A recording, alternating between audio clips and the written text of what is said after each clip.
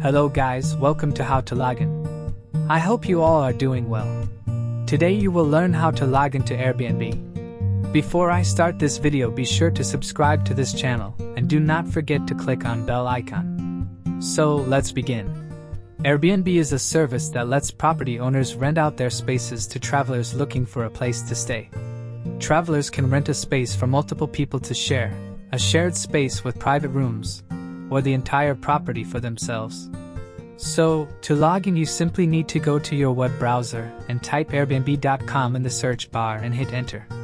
Click on the icon next to profile, which is at top right corner of the page.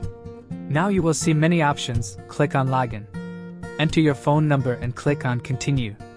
Now enter the codes sent to your phone number and click on continue. Now you are logged into your account. I hope you guys liked this video. I will see you in the next one. Thank you guys for watching this video, and make sure to subscribe this channel and don't forget to hit the bell icon.